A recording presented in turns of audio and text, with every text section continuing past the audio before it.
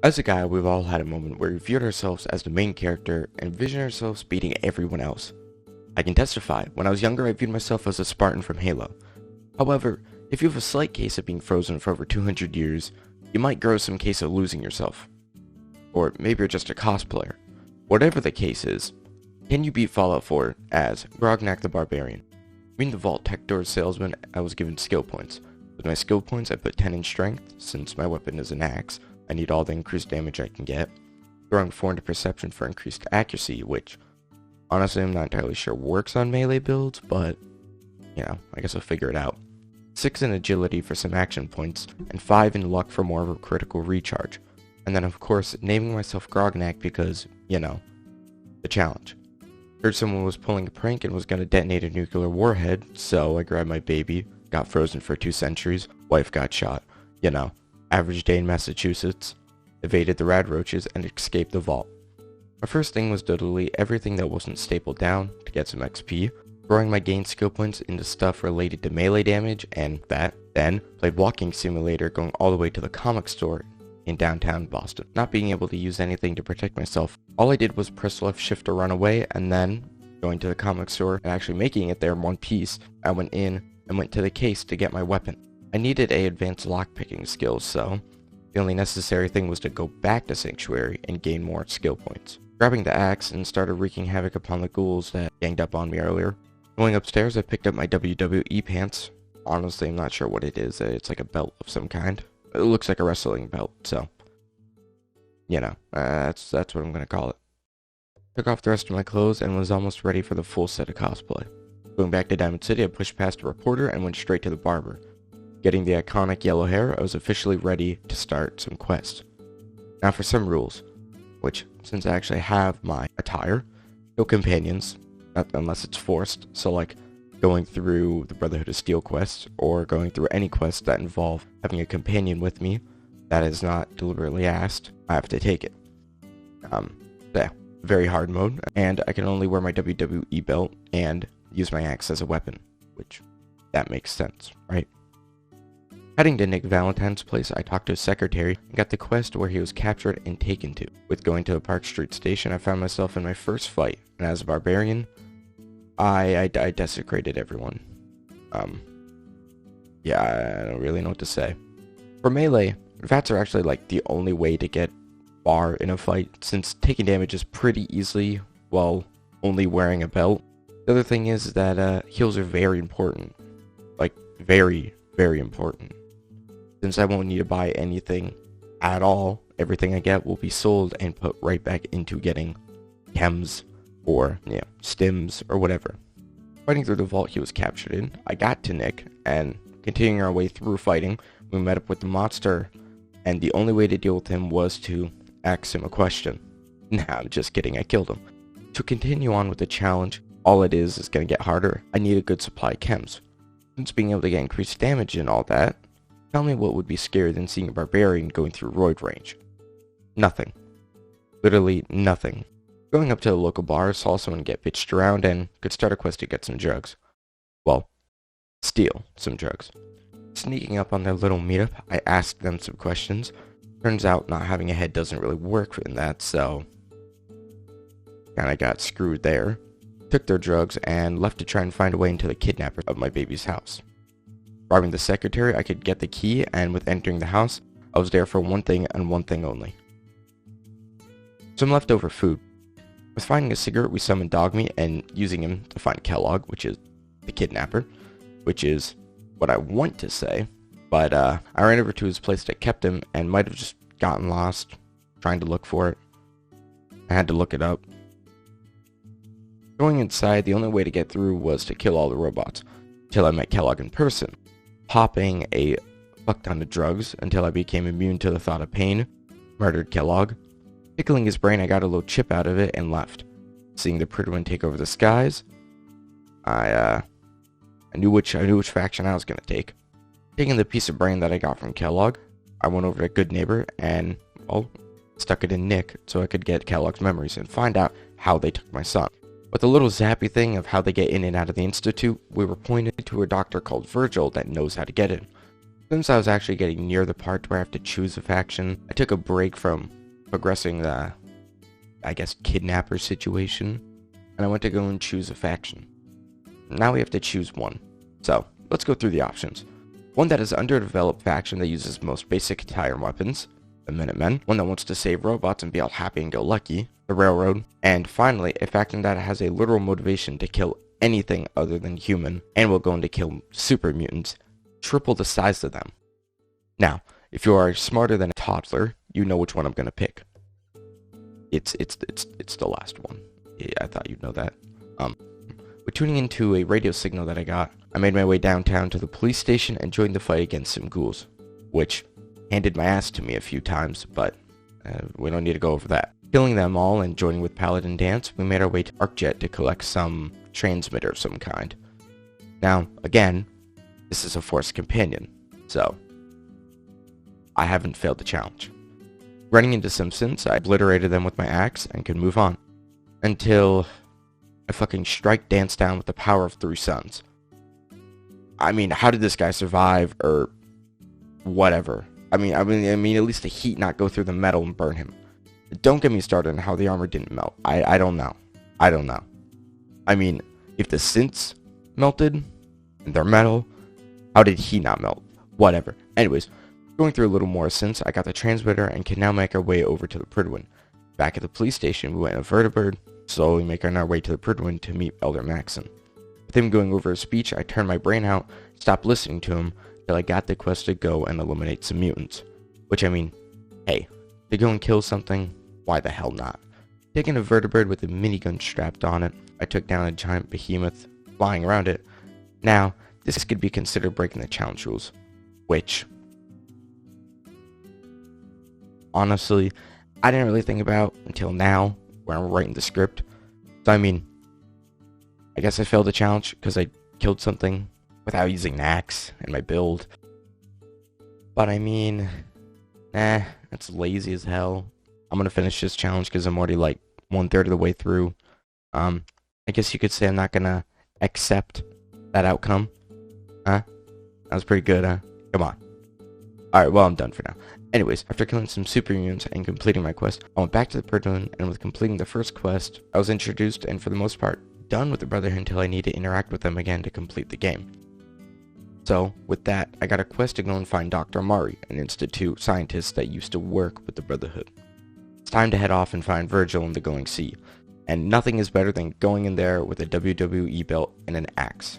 Being stubborn and trying to find Virgil myself, I ran around the Glowing Sea for a good half hour, fighting up scorpions and running away from the multitude of deathclaws I encountered, before actually going to the Crater of Adam and asking for directions. When I made my way there and talked with him, I was told that I need to find a Courser and get its brain again. Tuning into a radio broadcast of where the Courser was, I found myself at the Green Tech Genetic Building. Entering and seeing the Courser go ahead, at first I wanted to just run after, skipping everybody since I didn't really have the meds for fighting through the entire building, but found myself getting mutilated multiple times by explosives going off, so instead of running right after, I sort of played red light, green light. When the explosives go, stop. When they stop, go. That sort of stuff. Making my way up, I popped more chems and fucked up the Courser with my axe. Now that I have its brain, which is kind of weird, if I had a nickel for every time I had to go through something's brain in this game, I'd have 2 nickels, which is not a lot, but it's weird that it happened more than once. Anyways, with getting its brain part, I took it to the railroad and got it scanned for anything in it that I would need, which was the way to get in the Institute. With that, I went back to the airport and started assembling the teleporter to get me in the Institute. While setting it up, I realized Ingram didn't have any legs, which I'm not sure if she does or not, because there's been multiple times of playing the game where she just doesn't have any legs. I swear to God there's other parts where she did have legs, so I'm not really sure what to believe.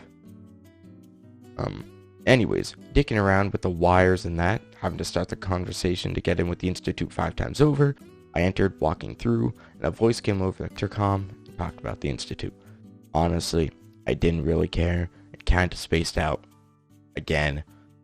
Meeting my son, oh, not him, that guy. I talked with him and got the quest to meet with all the heads of the sections. But enough with that. Now it's time for my real reason I'm here, to get that doctor out. So going to doing that, talking with Dr. Lee, who was reluctant to leave, because bad past with the Brotherhood, I don't care, I just need to get her out. So the only way to get her out was to prove that Virgil got thrown out of the Institute wrongfully. In case you don't remember, this guy. He was an ex-Institute employee, I guess. Walking in his laboratory that was blocked off, I battled through some turrets, and once fronted with an assaultron, I popped every chem, alcoholic beverage, and enough heals to survive a small nuclear exchange. I axed it to death.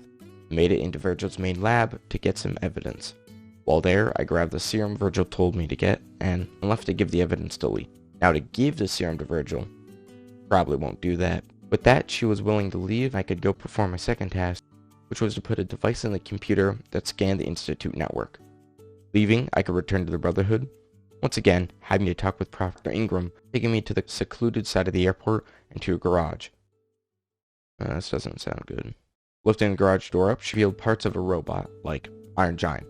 Whoever knows what I'm talking about knows what's up. Iron Giant slaps. Anyways, having to get some electromagnetic actuators. I have to head to the hospital and retrieve them. And, get fucked by a suicide bombing son of a bitch. I mean, yeah, I'm not even joking. Like, getting him aggroed on me and just riding me for like a 20 minutes straight of just following me. Worst part is that I'm not even able to do anything because I'm using an axe. So, if I get close enough to him to deal damage, he just blows up. It got so bad that I just got soft locked, because when I went through a door, he just blew up instantly, killing me once I got on the other side. So, after a certain point in this hellhole, I went in VATS to, honestly, I have no clue why. I think I was just scrounging around for any way to kill him. But, somehow by miracle, chance, I don't know how it happened, I survived him and was able to track down the actuators. But not before getting lost trying to find them. Going back to the airport, I saw them start the construction of Liberty Prime. Now with Iron Giant being made, we need a way to actually arm it. You know what's better than being able to throw bombs? Nuclear bombs. So, with that in mind, I adventured to the Glowing Sea to get a stockpile of Mark 28. Got slapped around by some ghouls, but going through the main entrance, parkouring from one steel beam to another, I made my way to the bottom. Then, going through some pipes like a rat, I found a follower of Adam safeguarding the nukes. At first I had a little trouble talking with him. I thought I broke the mission, but walking out and back again, I was able to talk with him. Talking to him, I tried to gaslight him into giving me the password, but sadly not working. He got aggroed and had to protect myself. I mean, he was in the wrong. I did nothing to attack him in any way. Unlocking the door and going to the stockpile, I went in and placed a beacon. Leaving, I called the elevator down with a ghoul on it, just pressing the button again, flipping him and auto-killing him, then having to click the button to make it come back down.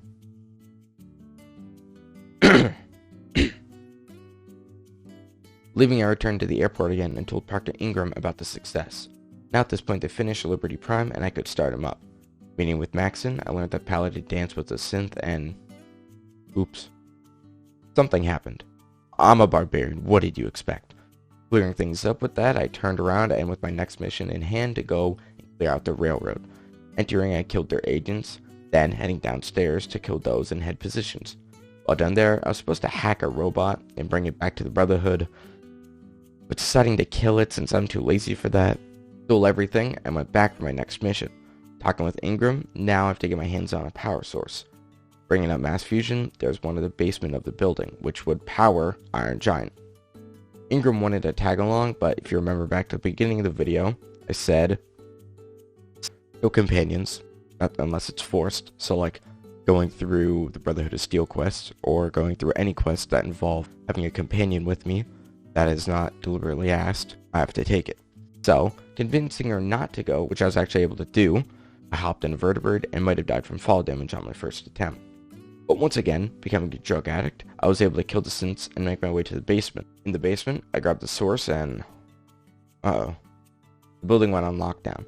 Having a sentry bot come out of a room, I hid in a little pocket and popped enough chems to kill Horse once again, which is a reoccurring theme.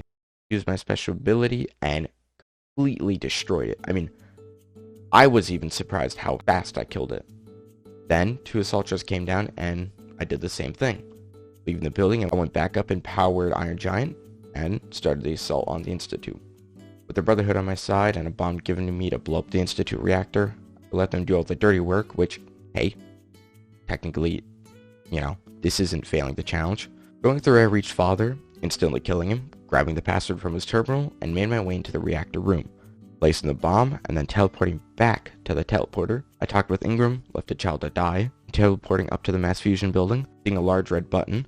I pressed it, and blew up the Institute. So, yes you can beat Fallout 4's Grognak the Barbarian. Now of course you'd also need a ton of chems, and I not purposely failed a challenge on accident, but hey, that's fine, alright? It's possible. Anyways, if you did enjoy the video, I don't know, like, subscribe, whatever you want to do. I really don't give a shit. I'm hoping to get back into things, and if I don't make another video before Christmas, have a Merry Christmas, probably New Year's as well, so have a Happy New Year's. I'll see you guys next year, and I'll hopefully actually get some more videos out. I'll talk to you guys later.